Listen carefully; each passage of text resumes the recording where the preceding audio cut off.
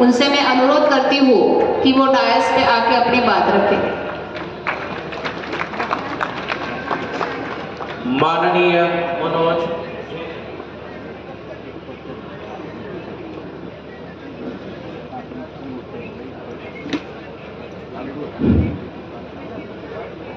सभी साथियों को जय भीम, नमो बुद्धाय, जय मूलवासी, जय नेपाल, जय भारत। मैं सर्वप्रथम सबसे पहले तो मैं नेपाली में कुछ कहूँगा।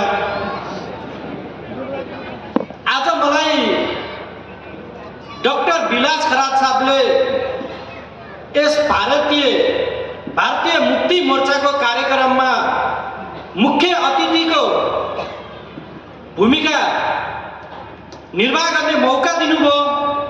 उहाँलाई हृदयदेखि नै साधुवाद, जय भीम, नमो बुद्धाय, जय मूलवासी। सबसे पहले मेरे भारत के जितने भी ओबीसी, एससी, एसटी और मूलवासी कम्युनिटी को नेपाल के मिशन अंबेडकर नेपाल और नेपाल बौद्ध अंबेडकर महासभा के तरफ से और इसी मंच के तरफ से मैं हार्दिक नमन और साधुवाद कहना चाहता हूँ। सबसे पहले तो मुझे ये अवसर देने के लिए आज विलास खरात साहब कुछ महीने पहले नेपाल गए थे और हमसे मिले थे, उनका संपर्क हमसे हुआ था। तो मैं इससे ये दो कार्यक्रम है मेरा। एक कार्यक्रम विलास खरात साहब ने बहुत गया में रखा था और आज मैं इस मंच पर इसलिए हूँ कि बाबा साहब का संविधान ना होता तो मैं यहाँ नहीं आ पाता। बाबा साहब का बच्चा नेपाल में भी एक बच्चा है, नेपाल में भी बाबा साहब का कारवां को आगे बढ़ा रहा है। इस कारवां को जैसा कि नेपाल भारत के आरएसएस लोग पूरा वर्ल्ड में जहाँ हिंदुज्म और आरएसएस को हर एक रूप से हेल्प करते, उस तरह से अभी हमारे को हेल्प करने के लिए डॉक्टर विलास खरात साहब खड़े हो गए हमारे पीछे। और हमारे मिशन जल्दी ही नेपाल में सक्सेस होगी और नेपाल में शिवसेना जाती है, आरएसएस जाता है, कम्युनिज्म जाता है और बाबा साहब अंबेडकर का और मूलवासी बहुजनों का कोई लिटरेचर, कोई दार्शनिक लेने वाला अब तक कोई भी आदमी नहीं था। तो हमने जानबूझकर ये जातीय विभेद और अत्याचार के खिलाफ के एक ही जरिया देखा, वो है अंबेडकरवाद। अंबेडकरवाद नेपाल में आज हम कंटिन्यू जन व्यक्ति पर पहुंचा रहे हैं और वहां के सिचुएशन इस तरह से है। यहाँ पहले की मटकी बांधते थे और चलने के लिए उनको जब थूकना पड़ता था तो मटकी में थूकते थे और पीछे से झाड़ू बांधते थे। इसी तरह का हालत आज भी नेपाल में है। मैं ये जानकारी देना चाहता हूँ आपको, नेपाल में अभी भी लोकतंत्र गणतंत्र के नाम पर वहाँ पूर्ण रूप से 80% मनुस्मृति लागू है। तो कल इसी मनुस्मृति के बारे में और राष्ट्रीय अध्यक्ष मोहम्मद मेश्राम साहब से मैंने बात रखी थी, तो इसके बारे में मैंने लाइव किया था। नेपाल गवर्नमेंट ने मेरा फेसबुक ही बंद कर दिया कल से, क्योंकि फेसबुक लाइव से उनको पता चलता है कि समाज सोशल मूवमेंट से कितना जाग रहा है। तो और कल पत्रकार के रूप से भी पत्रकार लोगों ने भी बहुत बड़ी बात कह दी थी। मुझे तो इतनी खुशी हो रही है कि आज कम से कम यहाँ के अपने मूल निवासी लोगों को आवाज उठाने के लिए इतने यूट्यूबर है। नेपाल में तो वो भी नहीं है, नेपाल में तो केवल ब्राह्मणवाद का पत्रकार है और राजनीतिक दलों का पत्रकार है। वो कभी भी वहाँ नेपाल में के संविधान में दलित का संशोधन किया है। यहाँ दलित बोला तो उसको गाली बोलते हैं। नेपाल में दलित शब्द का एकदम तेजी से, रफ्तार से उसका संविधान से ही पालन पोषण, उसको संरक्षण दिया है। तो नेपाल के जो एससी समाज है, एससी कम्युनिटी है, उसको अभी कुछ दिन पहले मैं रास्ते में आ रहा था नेपाल से, तो वहाँ के मुझे मेरे एससी कम्युनिटी ने बताया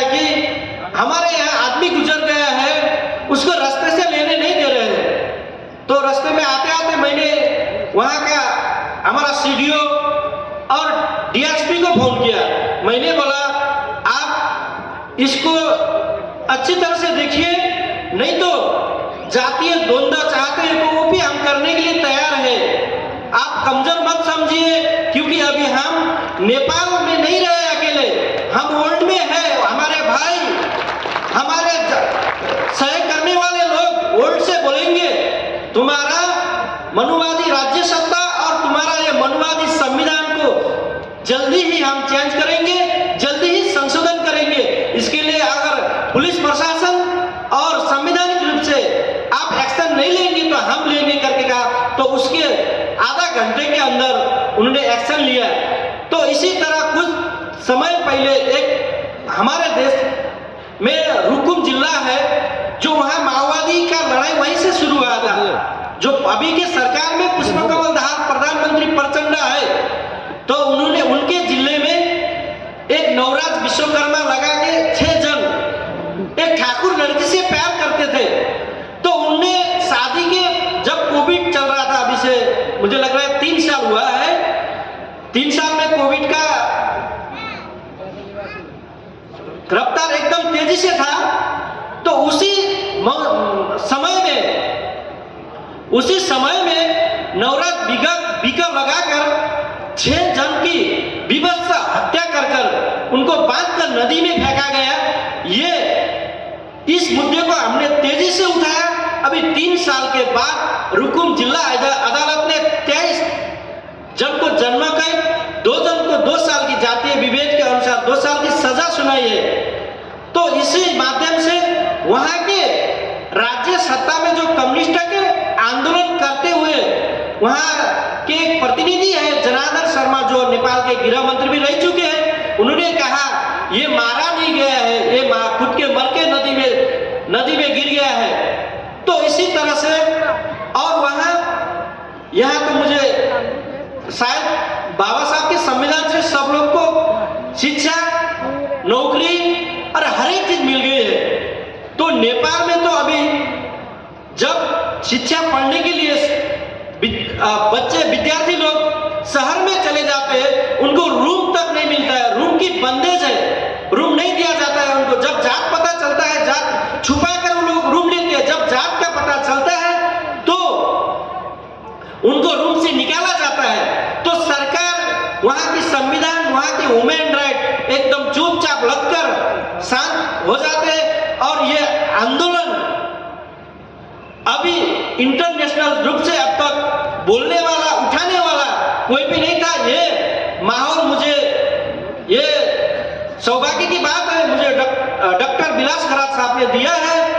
और नेपाल में, मैं नेपाल भारत के बारे में आपको, भारत का जो संविधान है उसी संविधान से बाबा साहब ने जो संविधान लिखा है, आज भारत और नेपाल का संबंध वही भाईचारा का संबंध है। नेपाल में भी अभी लोकतंत्र गणतंत्र आया हुआ ज्यादा नहीं हुआ है, 15-20 साल हो रहा है। तो अभी वहां नहीं, लोकतंत्र गणतंत्र गलत है, लोकतंत्र के गणतंत्र के खिलाफ वहां लोग लगे हैं। अभी यहाँ राजा चाहिए हमको, राजा ही देश बचाएगा, राजा ही सब कुछ करेगा बोल के यहाँ के जो आरएसएस फंडिंग करके नेपाल के आम नागरिक को संविधान के ऊपर, लोकतंत्र के ऊपर, गणतंत्र के ऊपर, धर्मनिरपेक्षता के ऊपर धावा बोल रहा है। इसके ऊपर यहाँ के बड़े बड़े राइटर्स, यहाँ के बड़े बड़े पत्रकार, बड़े बड़े लीडर, विलास खरात साहब, मोहम्मद मेश्राम साहब और बहुत सारे अपने बहुजन कम्युनिटी के नायक को बोलना होगा। और इस विषय पे भी आप लोग, भारत में भी है, भारत में भी लोकतंत्र, गणतंत्र, और भारत में बाबा साहब के, हमारे संविधान खतरे में है। इसके लिए हम लोगों को, आप लोगों को जो कुर्बानी देना होगा वो कुर्बानी के लिए भी तैयार होनी चाहिए। और मैं नेपाल में मुस्लिम भी हिंदू है, क्रिश्चियन भी हिंदू है और बुद्धिस्ट भी हिंदू है। वहाँ मुस्लिम में भी कोई फर्क नहीं, हिंदू क्रिश्चियन में भी कोई फर्क नहीं, बुद्धिस्ट में भी कोई फर्क नहीं, सबको एक ही जरिया से सब वही हिंदुज्म को मानते हैं। मुस्लिम भी वही टीका लगाता है, होली खेलता है, और क्रिश्चियन भी वही होली खेलता है, वही दशहरा मनाता है, बलि देता है। इस तरह की नेपाल में व्यवस्था है। बुद्धिज्म भी सेम यही करता है। और नेपाल के बुद्धिज्म जातीय विवेक में सबसे ज्यादा आगे है। नेपाल के जो बुद्धिज्म के नाम पे जो बुद्धिज्म का संस्था चलाते हैं, जो बुद्धिज्म की बात करते हैं, तो वो लोग SC ST OBC SC ST को वो लोग नजदीक लाने के लिए तैयार नहीं है। उनको उल्टा ही जातीय विभेद, छुआछूत, शोषण करते हैं। और नेपाल में हमारे आबादी अभी संवैधानिक रूप में 70 लाख है, तो ऐसा गणना करेंगे तो 1 करोड़ के ऊपर है। नेपाल का आबादी 3 करोड़ में से 1 करोड़ हम लोग हैं, एससी लोग, और ओबीसी मिलाकर 2 करोड़। एससी एसटी ओबीसी अगर मिल जाएगा तो 2 करोड़ हो जाएगा। 1 करोड़ भी नहीं है ब्राह्मण लोग।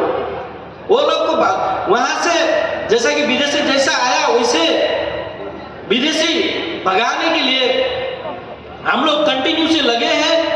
और नेपाल के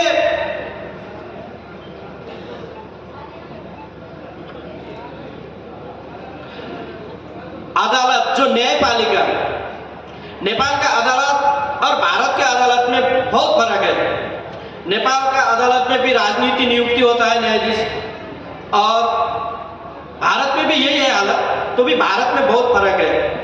तो अभी भी नेपाल में हमारे देश लोकतंत्र गणतंत्र के नाम पे वर्ल्ड में जाना जाता है, लेकिन वहाँ लोकतंत्र गणतंत्र के नाम पे ढोंग है। और वहाँ राजनीतिक न्यायाधीश है जो वो एससी एसटी ओबीसी को अधिकार नहीं देते हैं। उनको 2 साल की नियुक्ति किया जाता है, उनको पैसा कमाने के लिए गाय रहती है, क्योंकि उनको अपने समाज को किस तरह बचाए, अपने समाज को किस तरह बचा के रखे, ये जातीय विभेद को, ये धार्मिक विभेद को, राजनीतिक विभेद को और कानून विभेद को मजबूत किस तरह से बनाए रखे। अपने ही कम्युनिटी, अकेली कम्युनिटी नेपाल के हर एक राज्य सत्ता में रहे। और नेपाल के जो आरक्षण से कुछ सांसद पहले से आरक्षण अभी घट गया है नेपाल में, जो समानुपातिक प्रणाली बोलते हैं नेपाल में। जो समानुपातिक प्रणाली पहले प्रदेश में 6 जन 7 जन सांसद समानुपातिक से जाते थे, वो अभी 3 जन में आ गए। तो उनको अधिकार नहीं है नेपाल में पार्लियामेंट में अपना बात रखे और अपने समुदाय के लिए उनको एक सिस्टम अलग से बनाए और अपने समुदाय के मुद्दे में लड़े और मुद्दा राजनीतिक रूप से हल करे। वो उनको अधिकार नहीं, वो केवल वो राजनीतिक गुलामी के तौर पर वो वहाँ दलाली के रूप से चुना जाता है। और नेपाल में जो कम्युनिज्म और ये कांग्रेस के जो लोग हैं, कांग्रेस नहीं चाहिए, कम्युनिस्ट चाहिए, कम्युनिस्ट नहीं चाहिए, कांग्रेस चाहिए, इस तरह का जो नेपाल में हर एक दिन जातीय विभेद के नाम पर, धार्मिक विभेद के नाम पर यहाँ के जितने भी, इससे पहले लुम्बिनी में एक बहुत बड़ा, यहाँ से कोई एक बाबा गया था बनारस से, मुरली,